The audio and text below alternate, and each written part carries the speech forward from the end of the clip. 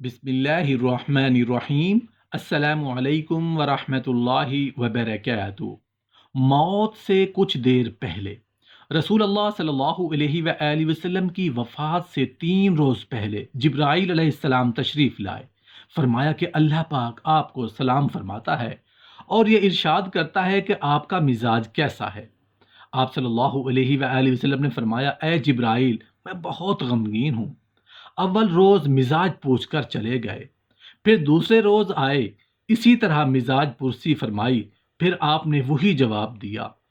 تیسرے دن حکم ہوا کہ آپ کو کیا غم ہے، حالانکہ اللہ تعالیٰ خوب جانتا ہے، لیکن آپ اپنی زبان سے فرمائیں۔ آپ صلی اللہ علیہ وآلہ وسلم نے فرمایا، مجھے گنہگار امت کا اس وقت بہت خیال ہے، گناہ گاروں کی مغفرت کس طرح ہوگی۔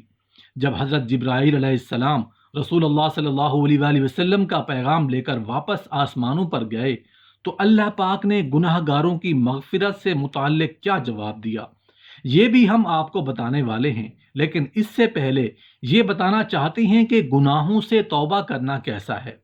توبہ انسان کو بے گناہ بنا دیتی ہے، جیسے انسان نے کوئی گناہ کیا ہی نہیں تھا، اور ایسا کر دیتی ہے جیسا کہ وہ آج ہی ماں کے پیٹ سے پیدا ہوا ہے، کیونکہ جب انسان پیدا ہوتا ہے تو وہ بالکل بے گناہ ہوتا ہے، اور بے گناہی اللہ تعالیٰ کو بہت پسند ہے، کیونکہ بے گناہی اطاعت الہی کی دلیل ہے اور گناہ نافرمانی کی علامت ہے۔ لہٰذا جو بندے فرما بردار ہوں، اللہ انہیں پسند کرتا ہے اور اپنی قربت سے نوازتا ہے۔ چنانچہ ہر انسان کی یہ کوشش ہونی چاہیے کہ وہ جس قدر اللہ کے حضور جھک سکتا ہو جھکے، کیونکہ توبہ بندے کو اللہ کے بہت قریب لا دیتی ہے۔ اس کے بارے میں رسول کریم صلی اللہ علیہ وآلہ وسلم کا ارشاد گرامی ہے کہ حضرت عبداللہ بن مسعود رضی اللہ عنہ سے روایت ہے کہ رسول کریم صلی اللہ علیہ وآلہ وسلم نے ارشاد فرمایا کہ گناہ سے توبہ کرنے والا اس شخص کی طرح ہو جاتا ہے جس کا کوئی گناہ نہیں ہوتا۔ آپ صلی اللہ علیہ وآلہ وسلم نے فرمایا کہ مجھے گنہگار امت کا اس وقت بہت خیال ہے، گناہ گاروں کی مغفرت کس طرح ہوگی۔ تو حضرت جبرائیل علیہ السلام آسمانوں پر اللہ کے پاس پہنچ کر عرض کیا کہ الہی تیرے نبی صلی اللہ علیہ وآلہ وسلم یوں ارشاد فرماتے ہیں، مجھے گنہگار امت کا اس وقت بہت خیال ہے، گنہگاروں کی مغفرت کس طرح ہوگی۔ اللہ سبحانہ و تعالیٰ کا حکم ہوا کہ کہہ دو، اللہ تعالیٰ ارشاد فرماتا ہے کہ اگر آپ کی امت کا کوئی مسلمان گنہگار مرنے سے 1 سال پہلے اپنے گناہوں سے توبہ کرے گا تو ہم اس کی توبہ قبول فرما کر اسے بخش دیں گے۔ رسول اللہ صلی اللہ علیہ وآلہ وسلم نے ارشاد فرمایا کہ الہی 1 سال کی مدت بہت ہوتی ہے، الہی میری امت کی مشکل آسان فرما۔ یہ سن کر حضرت جبرائیل علیہ السلام چلے گئے، تھوڑی دیر کے بعد پھر واپس آئے اور یہ کہا کہ یا حضرت، رب العالمین فرماتا ہے کہ اگر آپ کی امت کا گنہگار مرنے سے 1 مہینہ پہلے توبہ کرے گا تو ہم اس کی توبہ قبول فرمائیں گے۔ عرض کیا، یا الہی 1 مہینہ بہت ہے، اے میرے اللہ میری امت کی مشکل آسان فرما۔ حضرت جبرائیل علیہ السلام واپس گئے، کچھ دیر کے بعد پھر آئے اور یہ فرمایا کہ حضرت، اللہ رب العالمین آپ کو سلام فرماتا ہے اور یہ ارشاد فرماتا ہے کہ 1 مہینہ کی مدت بہت ہے، تب 1 ہفتہ تو بہت نہیں ہے۔ جو گنہگار آپ کی امت کا بندہ مرنے سے ہفتہ پہلے توبہ کر لے گا وہ بخشا جائے گا۔ عرض کیا، الہی 1 ہفتہ بہت ہے، الہی معاف کر میری امت کی خطاؤں سے درگزر فرما۔ پھر حکم ہوا کہ جو شخص مرنے سے 1 دن پہلے توبہ کرے گا ہم اسے بخش دیں گے۔ رسول اللہ صلی اللہ علیہ وآلہ وسلم نے فرمایا کہ مولا 1 دن بھی بہت ہے۔ پھر حکم دیا کہ جو شخص مرنے سے 1 گھڑی پہلے توبہ کرے گا وہ اپنے گناہوں سے پاک ہو جائے گا۔ رسول اللہ صلی اللہ علیہ وآلہ وسلم نے عرض کیا، میرے لیے 1 گھڑی بھی بہت زیادہ ہے۔ یہ سن کر حضرت جبرائیل علیہ السلام آسمانوں پر گئے اور پھر واپس آئے اور فرمایا، حضور رب العالمین آپ کو سلام فرماتا ہے اور یہ ارشاد فرماتا ہے کہ اگر مرنے والے گنہگار شخص کی روح حلقوم میں پہنچ جائے اور زبان بند ہو جائے، اگر اپنے دل میں اپنے گناہوں سے نادم ہو جائے گا تو میں اسے بخش دوں گا اور کچھ بھی اس کے گناہوں کی پرواہ نہیں کروں گا۔ یہ سن کر رسول اللہ صلی اللہ علیہ وآلہ وسلم کا دل بہت خوش ہوا اور امت کی طرف سے غم رفع ہوا۔ سبحان اللہ!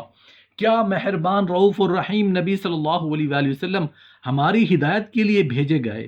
مرض وفات میں اکثر آپ کو غفلت ہو جاتی تھی، اسی غفلت میں فرمایا ما یفعلون الناس، لوگ کیا کرتے ہیں؟ عرض کیا یا رسول اللہ وہ نماز کے لیے آپ کا انتظار کرتے ہیں۔ فرمایا اچھا 7 مشقیں ٹھنڈے پانی کی میرے اوپر ڈال دو، شاید بخار کی گرمی کم ہو جائے اور میں نماز کو جاؤں۔ 7 مشقیں ڈالی گئیں مگر آپ کو ہوش نہ آیا۔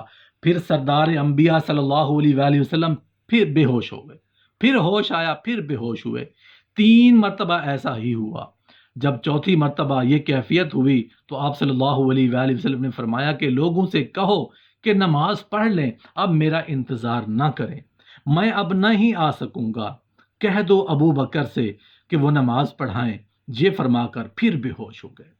رسول اللہ صلی اللہ علیہ وآلہ وسلم نے ارشاد فرمایا کہ موت کا ذکر کثرت سے کیا کرو، یہ گناہوں کو صاف کر دیتا ہے اور دنیا سے بے نیاز بنا دیتا ہے۔ اگر تم خوشحالی کے دوران اسے یاد رکھو گے تو اس کے ضرر سے تمہیں پہنچایا جائے گا، اور اگر محتاجی میں اسے یاد رکھو گے تو تمہیں خوش عیش بنا دے گا۔ رسول اللہ صلی اللہ علیہ وآلہ وسلم نے ارشاد فرمایا جو مر جائے گا وہ شرمسار ہوگا۔ صحابہ کرام نے عرض کیا یا رسول اللہ صلی اللہ علیہ وآلہ وسلم یہ ندامت کیا ہے؟ آپ صلی اللہ علیہ وآلہ وسلم نے ارشاد فرمایا وہ اس لیے کہ اگر نیکوکار ہوگا تو وہ اس بات پر نادم ہوگا کہ میں نے زیادہ نیکیاں کیوں نہیں کی، اور اگر گنہگار ہوا تو اس بات پر شرمسار ہوگا کہ میں نے کچھ عمل نہیں کیا اور برائی سے باز کیوں نہ رہا۔